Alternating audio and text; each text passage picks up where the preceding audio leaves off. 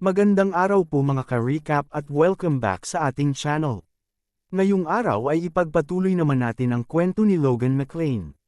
Pagkatapos nga na nagdeklara ang Tesron sa pamilya McLean ng digmaan para sa teritoryo ay agad silang umatake sa teritoryo ng mga McLean. Hindi sila sumunod sa nakaugaliang tradisyon na bibigyan ng 1 linggo ang kabilang kampo bago simulan ang digmaan, 1,000 regular na sundalo at 10,000 na recruit ang dala ng pamilya Tesron. Isang malawakang digmaan ang kanilang pinaghandaan. Sa isip ni Patrick ay hindi nila kayang tapatan ang dami ng puwersa ng pamilya Tesron, hindi maintindihan ni Patrick kung bakit kailangan gumamit ni Tesron ng mga recruit para lamang sa internal na digmaan. Nadagdagan pa ng masamang balita nang sinabi ng sundalo na hindi magpapadala ng tulong ang pamilya Kairos, ang pamilya ng asawa ni Patrick. Hindi siya makapaniwala at sinasabing baka may pagkakamali lamang sa impormasyon. Pero si Dwayne na mismo ang nag-confirma at ilang beses niya itong ginawan ng paraan. Galit na galit si Patrick at ipinag-utos na tipunin lahat na lalaki na pwedeng lumaban. Haharapin nila ang Tesron ng buong lakas din. Kahit ang pinaka-pinagkakatiwalaan na Kairos ay tinalikuran sila. Kaya dumating sa punto na natipon nila ay 53 kabalyero lamang, 552 regular na sundalo, at hindi umabot 5,000 recruit na ang halos sa mga ito ay mga magsasaka at hindi mandirigma. Ang kanilang puwersa ay nasa mahigit 5,000 lamang, hindi umabot sa kalahati ng kalaban nila. Hinanap nila si Logan pero hindi nila ito makita. Lumaganap na ang kwento na baka ito ay tumakas na matapos marinig ang digmaan. Nagalit si Runyan nang marinig na pinag-uusapan ang kanyang kapatid ng masama. Hindi niya daw ito magagawa. Alam ni Runyan na inaasahan na ni Logan na may paparating na digmaan kaya ito nagsasanay at naghahanda. Kaya imposible na tumakas si Logan. Pinakalma ni Patrick si Runyan at sinabihan na kailangan niyang gampanan ang tungkulin ng kanyang nakakatandang kapatid. Huwag itong mawalan ng pag-asa. Sa isip ni Patrick ay hindi rin siya naniniwala na tatakas si Logan pero wala na siyang magagawa ngayon dito. Kailangan nilang manalo sa digmaang ito. Sumigaw si Patrick. Tanda na simula na ang labanan. Tumawa lang si Tesron at tila may pinaplano ito. Nagsimula na rin lumusab ang puwersa ng mga Tesron. Sa unahan ng puwersa ng mga McLean ay si Patrick. Kailangan niyang mabasag ang puwersa ng mga kalaban para makapasok ang kanyang mga sundalo.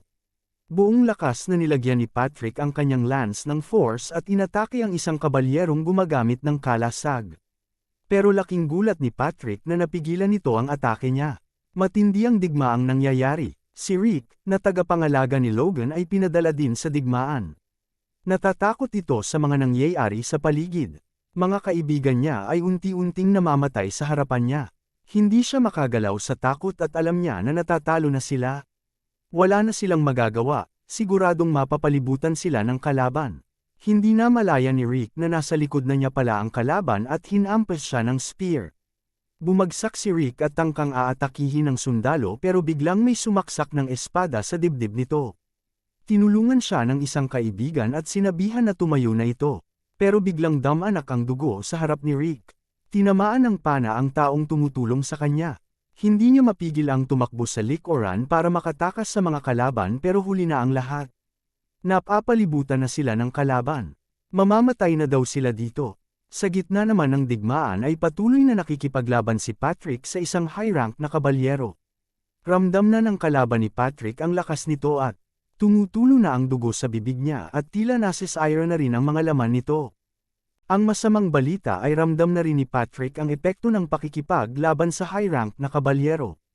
Hindi lang isa, pinalibutan din siya ng 4 na mid-rank na kabalyero. Pinaghandaan talaga ng mga Tesron si Patrick. Sa isip ni Patrick ay kapag napigilan siya dito, siguradong hindi makakasugod ang mga tauhan niya sa likod. Binitawan na ni Patrick ang kanyang lance at kinuha ang espada. Sinubukan niyang atakihin ang isang kabalyero pero biglang inatake siya ng isa sa likuran. Nagalit si Patrick at sinabi na parang walang mga dangal makipaglaban ang mga kabalyero ng Tesron. Sinubukang muli ni Patrick na umatake pero sa ikalawang pagkakataon ay hindi na niya naiwasan ang pagsaksak ng isang kabalyero sa likuran niya. Duguan na si Patrick. Kapag aatake daw siya at nasangga ng isang kalaban ay siguradong aatake sa likuran ang iba. Napaisip ng malalim si Patrick.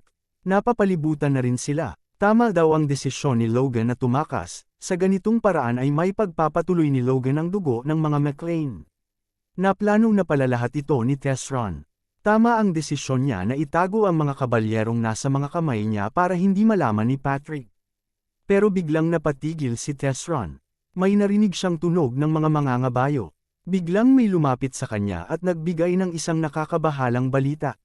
May mga kabalyerya na paparating. Nalito si Tesron at tinanong kung meron pang sekretong hukbo ang mga McClane. Sinabi ng sundalo na wala silang armas na dala pero may bitbit ang mga ito na maliliit na crossbow. Natawa si Tesron at sinabi na tapusin ang mga ito dahil mga basurang sundalo lang sila at ginagamit lang para mag-hunt ng mga monster. Pero hindi inaasahan ni Tesron na umuulan na ng maliliit na pana. Ang taong nag-uulat sa kanya ay nataman na din. Dumating na nga ang kabalyerya na pinangungunahan ni Logan. Nakikita ni Logan na unti-unting namamatay ang mga tao ng pamilya niya. Tumindi ang galit niya kaya ipinag-utos niya na ubusin lahat ng kalaban. Hindi maipinta ang mukha ni Tesron habang nakikita na umuulan ng pana. Ang isang sundalo ng Tesron ay hindi makapaniwala sa nakikita. Hindi nila inaakala na may tinatagong puwersa ang mga McClanes. Walang magawa ang puwersa ng Tesron sa umuulan na pana galing sa crossbow ng mga mersenaryo ni Logan. Iilan lang ang nakaligtas sa pag-ulan ng pana na yon at tanging ang gumamit lang ng kalasag. Nang huminto ang pag-ulan ng bala ay tinangka ng mga archer ng Tesron na gumanti. Sinubukan nilang magpakawala ng pana, pero nanlumo sila nang makitang hindi umaabot ang pana sa puwersa ng McClane. Hindi maintindihan ng mga sundalo bakit ang pana ng mga McClane ay umaabot sa kanila. Biglang nagpakawala muli ang mersenaryo ng isa pang round ng pana at halos lahat na puwersa ng mga Tesron ay naubos sa ataking ito. Nanlulumo si Tesron sa natutunghayang digmaan sa harap niya. Hindi gumamit ang McClane ng mahika pero halos naubos ang puwersa niya gamit ang mga pana lamang.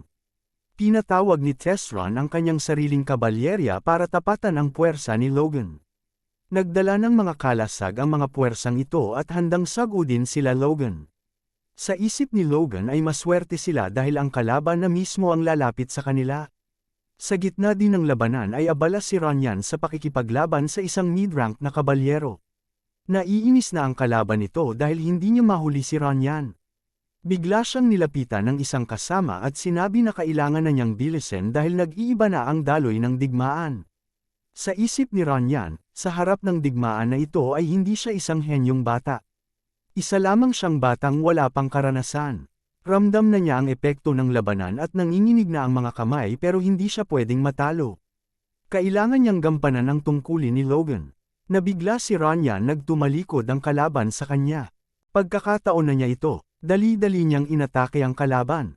Nagulat si Runyan nang mahiwa niya ng ganoon kadali ang kalaban. Bumagsak ang kabalyero at nakita niya na marami na palang pana na tumama sa taong ito. Nakita niya si Logan na nakasakay sa kabayo kasama ang mga mersenaryo. Natuwa si Runyan nang makita ang kapatid pero hindi pa tapos ang labanan. Sumugod ang mga mangangabayo ng Tesron para atakihin ang puwersa ni Logan. May mga kalasag ang mga ito para depensa sa mga pana na pinapakawalan ng mga crossbows. Tumawa lang si Logan dahil sa mga dalang kalasag ng kalaban. Ipinag-utos ni Logan na atakihin sa ilalim ang mga kalaban. Nalito ang ibang mersenaryo. Isa lang ibig sabihin ni Logan. Punteryahin ang mga kabayo. Agad naman sumang-ayon ang mga mersenaryo. Umulan ng mga pana pero hindi tao ang tinatamaan kundi ang mga kabayo ng kalaban. Walang nagawa ang mga mangangabayo ng pamilya Tesron. Sa isip ni Logan ay mabuti na lang dumating siya ng maaga at nailigtas si Runyan, pero hindi pa ito tapos. Ibinili ni Logan kay Kai Solan ang pag-command sa mga mersenaryo dahil siya ay susugod sa gitna ng laban kung nasaan ang kanyang ama. Pinigilan siya ni Kai Solan dahil ang plano nila ay umatake lamang na may distansya sa kalaban. Hindi nakinig si Logan kaya walang magawa si Kai Solan at iniutos sa mga mersenaryo na bigyan ng cover fire si Logan. Patuloy pa rin ang labanan sa gitna ni Patrick at ng mga mid-rankang na kabalyero. Marami na ring sugat si Patrick pero ang ganoon din ang kanyang mga kalaban. Habang tumatagal ang laban ay lalong nalalagay sa alanganin si Patrick at ito ang hangarin ng kanyang mga kalaban. Patuloy na pinagtulungan si Patrick ng mga kabalyero, pero nabigla silang lahat nang may dumating na hindi inaasahang froze user. Pinalabas niya ng kanyang malakas na force at inatake ang mga mid-rankang na kabalyero. Bagsak ang mga ito. Nagulat si Patrick sa nakita. Walang iba kung hindi si Logan. Ito na ba ang panahon para mapatunayan ni Logan ang kanyang sarili? Abangan po natin ito sa susunod na kabanata. Maraming salamat po mga ka-recap sa panunood at sana ay nagustuhan ninyo. Please like our videos and also subscribe to our channel po sa mga hindi pa nakasubscribe. See you soon. Bye!